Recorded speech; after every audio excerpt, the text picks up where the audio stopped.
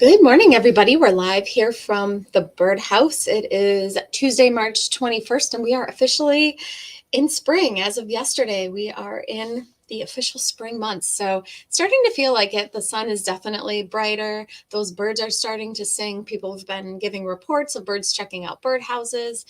We've got some different species coming back into the area. So it's a very exciting time. As always, we love to know who's on. You can say hi in the comments. If you have any sightings, throw those in there as well. And if you have questions, you can put them in there also. So we'll be giving you an update today about some of the different birds people are seeing and some of the events we have going on here at the store also.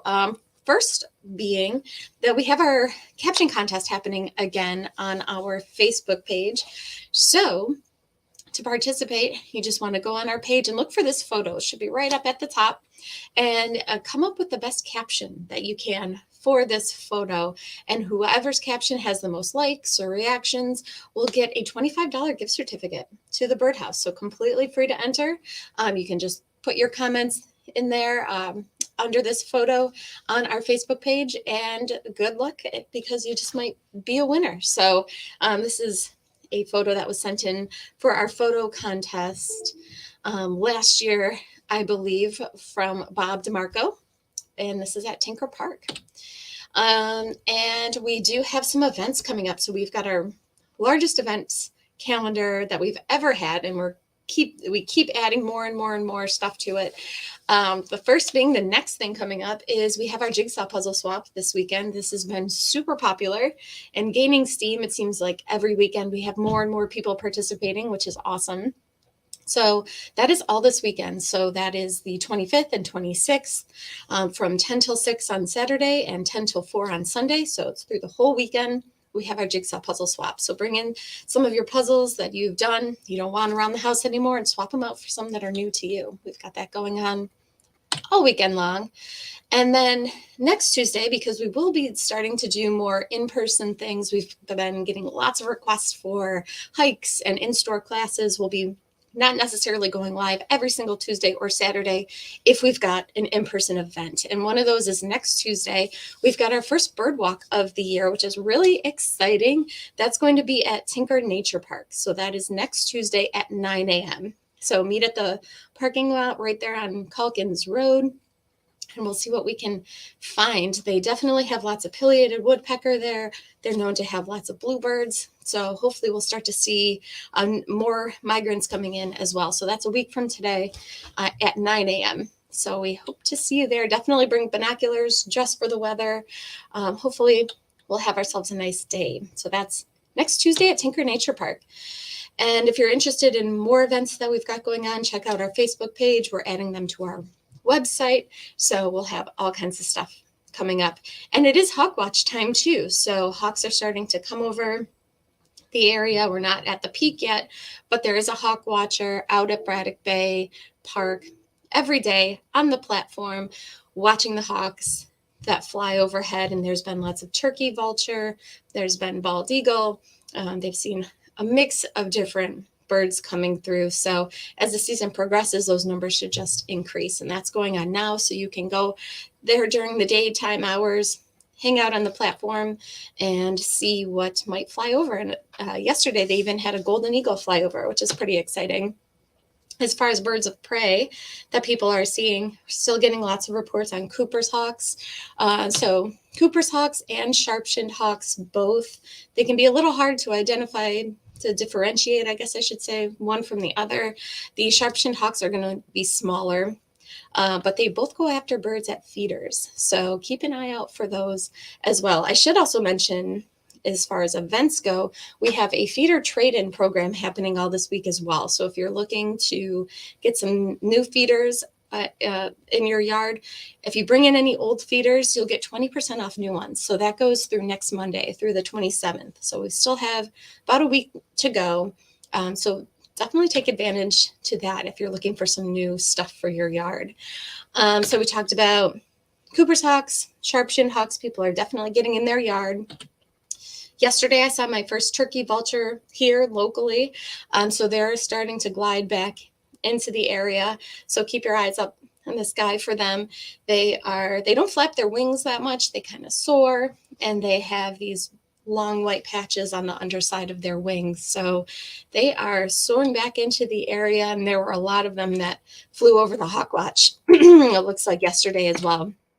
Also bald eagles.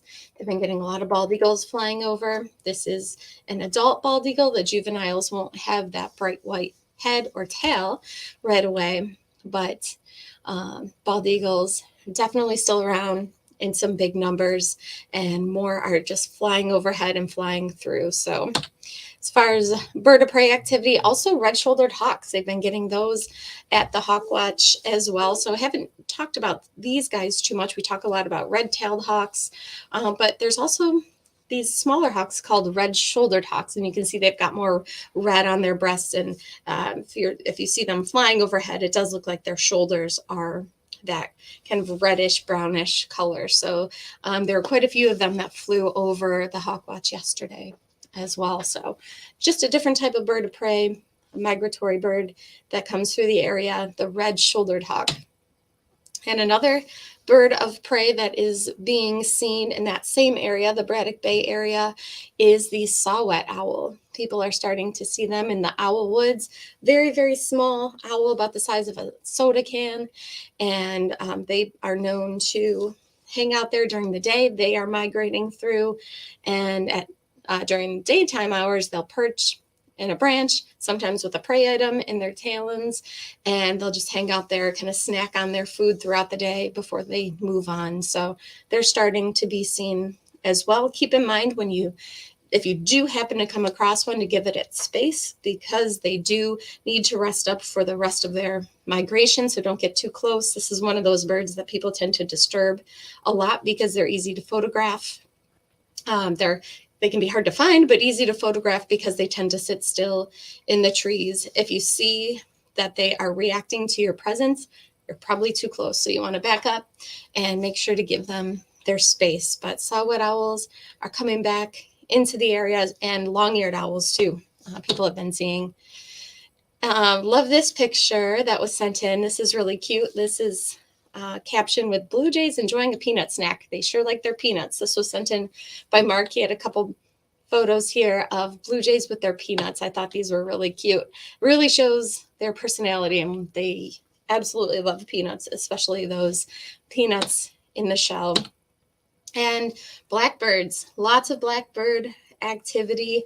This is probably a sight that you are seeing at your feeders of red-winged blackbirds or grackles or starlings, sometimes a whole mixed flock of all three coming to feeders right now. And we get a lot of questions about what's the difference between grackles and red-winged blackbirds and the starlings. So I thought I'd show you the differences and how they look.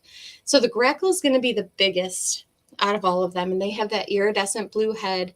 They're not as stocky as, say, the red-winged blackbirds are, or the starlings. Sometimes the starlings puff up and look kind of more roundish. The grackles are pretty sleek and long, and then they've got that dark body, that iridescent blue head, and that bright white eye. So they're going to be the largest of all three. And then there's the red-winged blackbird, and usually you can see some kind of a patch on their wing, whether it be just all yellow or a little bit of red, some kind of a patch on the wing there. And there's been a lot of males being seen. Haven't heard reports of females yet, but this is what the female looks like. So she looks different than the male does. She almost looks like an overgrown sparrow. So they do look significantly different than the males. So here's the male red-winged blackbird. Lots of them around. They're starting to sing with that rattly kind of call that they have. And then this is the female, who looks quite a bit different. And then there's the starling. The starlings are here all year round, whereas the grackles and the red-winged blackbirds, they're more migratory. So although every once in a while people see them throughout the winter, in general, they go further south. Your European starling, you can have all year long at your feeders. Right now, when they're not in their breeding plumage, this is really what they look like. They are not as iridescent as they will be, a month or two from now. They've got a lot of white speckles on them like this, and they make kind of some strange sounds. They can also mimic the sounds of other birds and other things in the neighborhood you might have. But this is your European starling. And so all three of them, people are definitely getting at their feeders, and every once in a while a brown-headed cowbird too. If you're trying to keep the amount of blackbirds that you have at your feeders kind of down, safflower seed is the way to go. So they really don't like that for some reason. And so a lot of people do switch to safflower seed once, especially the grackles start to roll in. A lot of people will switch to the safflower seed until that big wave of birds is through, and then they'll go back to the other types of seed that they usually feed. If you're keeping your eye out on the sky or looking out at fields, keep an eye out for snow geese. There's been reports of snow geese around. This picture was sent in by Bob earlier in the month of some snow geese flying over. If you are going past any kind of fields, look for this kind of activity. Snow geese are passing through, and in some spots they can be in the thousands or tens of thousands. So now's a really good time to go out and look for them. So some scattered reports here of snow geese. Yesterday, I happened to see my first pied-billed grebe of this season on the Genesee River. These are one of those diving kind of ducks. I saw a little tiny head, and it was bobbing up and down, bobbing under the water and then popping back up. And sure enough, it was a little pied-billed grebe. So this is a bird that's going to be more common as we get into the spring, but keep an eye out for them as well. They've got a very small head and a very little bill. But if you see some ducks that are bobbing under the water, could be a grebe, could be a bunch of other species, but definitely there's pied-billed grebe coming back. Cormorants are coming back as well. This is another bird that'll dive under the water to feed on usually small fish.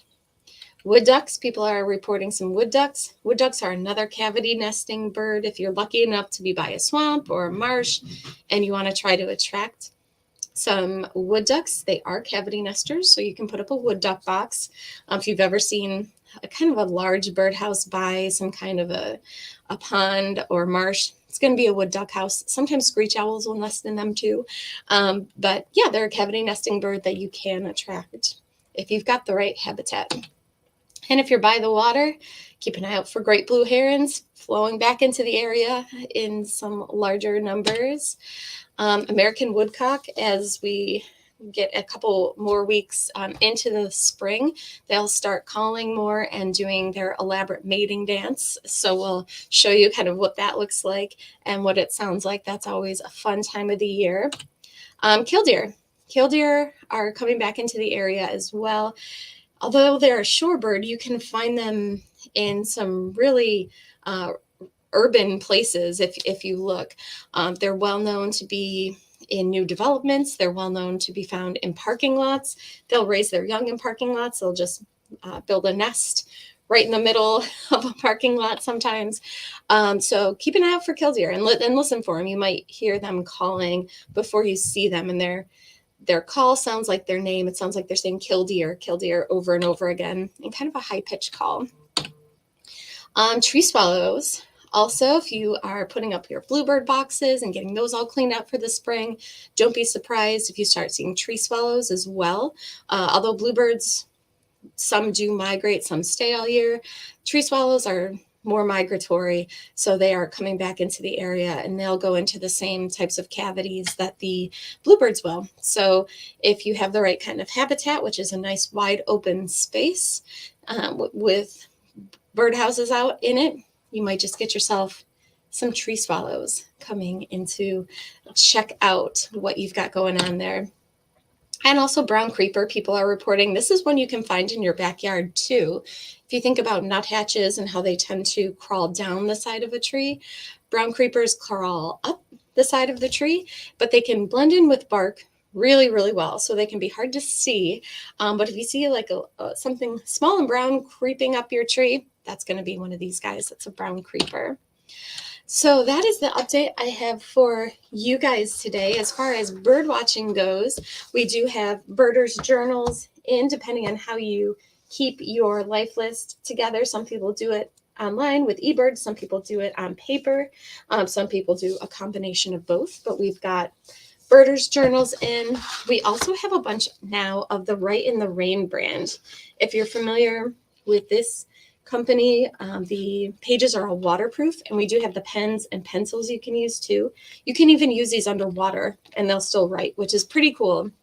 So we just started carrying all these kind of the thing too. So if you're out in the field and you're getting, smudges, if your pens are smudging or not working due to it being rainy or drizzly out, try these Write in the Rain pens and pencils. Are really, really good. So we've got those in here as well. Looks like there's some people on who've got some comments. Rhonda Zahn says she's watching from Canandaigua. Good morning, Rhonda. Dina is in and says David Brown is the official counter at Braddock's Bay. He puts out a great YouTube video after every day's count. I'm learning so much from those. Here's yesterday's. Oh, very nice. So Dina has shared a link here, and that is a really good tip. We'll have to check that out and see what kind of things he has to say about what's flying over. Really good idea. Tree Climber says, we have either winter or Carolina wrens this winter in southeast Michigan. It was puffy bodied and all rusty brown, very beautiful. If it was a rusty brown, it's probably a Carolina wren. Look for a bright white stripe above its eye. If it has that, then sounds like a Carolina wren. And that bird was coming to suet feeders, as they do. Yeah, they'll come to suet feeders. They'll come to feeders with sunflower hearts or mealworms sometimes. Tree Climber also says, I have to take down suet feeders when grackles and English sparrows arrive. They decimate the suet. Yes, they absolutely do. One thing you can do to help keep your suet clear of sparrows and grackles and starlings is to get what's called an upside down suet feeder. It has a roof over it, and they feed from the bottom of the feeder. So normally they feed kind of upright like this, but with the upside down suet feeders, they feed from the bottom. So they'll feed on the very bottom of the feeder. And so it can be hard for sparrows and starlings and grackles to cling upside down like that. But the woodpeckers can do it. Nuthatches can do it. So that's one thing you can do to kind of keep them at bay. Another thing is just using the pure suet. So that's just the beef fat. There's no additives like the peanuts or seeds or anything like that in it. So that's another thing that you can do. They tend not to like that as much, but other birds can be kind of iffy about it too. It can take them a while to get used to it. So it's not 100%, but it does help.